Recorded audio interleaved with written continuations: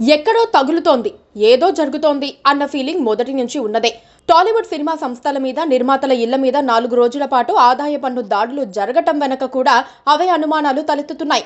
కొన్ని చోట్ల దాడులు ముగిసినా కూడా అవి ముగిసినట్లుగా ప్రకటించలేదు. నిర్మాణ సంస్థలైన Mythri movie makers, Dil Raju productions, Abhishek Agarwal banner పై ఐటీ అధికారులు వరుస దాడులు చేశారు. భారీగా నగదు, కీలక దస్తావేజులు పట్టుకెళ్లారు. నగదు స్వాధీనమైనట్లు సంతకాలు కూడా చేయించుకున్నారు. సినిమా రిలీజ్ అయినప్పుడు కొన్ని సందర్భాల్లో ఐటీ దాడులు జరుగుతున్నాయి. అప్పట్లో బండ్ల గణేష్ నివాసంలో కూడా సోదాలు నిర్వహించారు. ఆయన ఉక్కిరిబిక్కిరై ఐటీ శాఖ ఆదేశించినట్లు కొంత సొమ్ము చెక్కు రూపంలో చెల్లించి బయటపడ్డారు. ఈసారి సైతం అలాంటిదే జరుగుతోందని అనుకోవాలి.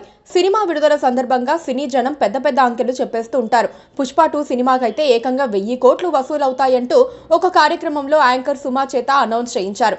కట్ చేసి చూస్తే సినిమా ప్రమోషన్ కోసం అలా చేశామంటూ సన్నాయి నొక్కులు నొక్కుతున్నారు. హీరోలకు 300 కోట్ల రెమ్యునరేషన్ ఇచ్చామని మరో వార్త ప్రచారం చేసి ఇప్పుడు సూప్ లో పడిపోయారు. దీంతో అర్థం కాక ఐటీ అధికారులు నిజాలు తెలుసుకునేందుకు సోదాలకు దిగుతున్నారు.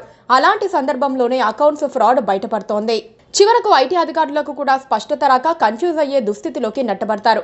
ఆ క్రమంలోనే రోజుల తరబడి సోదాలు నిర్వహించాల్సి వస్తుందని ఆదాయ పన్ను శాఖ అధికారులు చెబుతున్నారు. ఐటీ దాడుల వెనక పెద్ద స్కెచ్చే ఉన్నట్లుగా చెబుతున్నారు.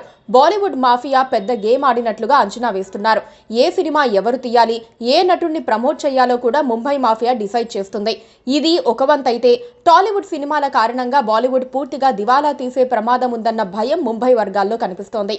పుష్ప 2, కాశ్మీర్ ఫైల్స్, కార్తికేయ 2 లాంటి సినిమాలు సూపర్ సక్సెస్ కావటం బాలీవుడ్ మాఫియా జీర్ణించుకోలేకపోతోంది. పైగా తెలుగు, కన్నడ సినిమా నిర్మాతలు, దర్శకులు ఇప్పుడు పాన్ ఇండియా మూవీస్ పై దృష్టి పెట్టారు. హిందీ మార్కెట్ ను ఏలేయాలని చూస్తున్నారు. ఆ పని వారికి సాధ్యం అవుతోంది కూడా. గోపీచంద్ మలినేని డైరెక్షన్ లో మైత్రి మూవీ మేకర్స్ ఇప్పుడు ఒక బాలీవుడ్ సినిమా ప్లాన్ చేస్తున్నారు. జాట్ అనే పేరుతో వస్తున్న సినిమాకు కొందరు బాలీవుడ్ స్టార్స్ ను కూడా సెలెక్ట్ చేసుకుని అడ్వాన్స్ ఇచ్చినట్లుగా చెబుతున్నారు. ఆమిర్ ఖాన్ తో సినిమా తీసేందుకు దిల్ రాజు ప్రొడక్షన్స్ ప్రయత్నిస్తోంది. అభిషేక్ అగర్వాల్ ఆర్ట్స్ కూడా ఒక సినిమా తీస్తోంది. మరోపక్క మొదటి నుంచి బాలీవుడ్ సినిమాలు తీసే వాళ్లకు అన్ని ఫ్లాపులే ఎదురవుతున్నాయి. దాంతో అలా వదిలేస్తే తమ ఇండస్ట్రీలోకి తెలుగు, కన్నడ బ్యాచ్ ఎంటర్ అయిపోతుందన్న భయం బాలీవుడ్ వర్గాల్లో కనబడుతోంది. అందుకే ఆర్థికంగా అనిశ్చితిని సృష్టించేందుకు బాలీవుడ్ బ్యాచ్ ప్రయత్నిస్తోందని ఒక టాక్ నడుస్తోంది. వాళ్లే ఆకాశరామన్న ఉత్తరాలు, దొంగ ఫోన్లు చేసి ఆదాయ పన్ను శాఖ దాడులకు కారణమయ్యారని టాలీవుడ్ అనుమానిస్తున్నారు. నిజమో కాదో తెలియదు. Please subscribe to KTV Telugu. KTV Telugu. KTV Telugu. KTV Telugu. KTV Telugu channel.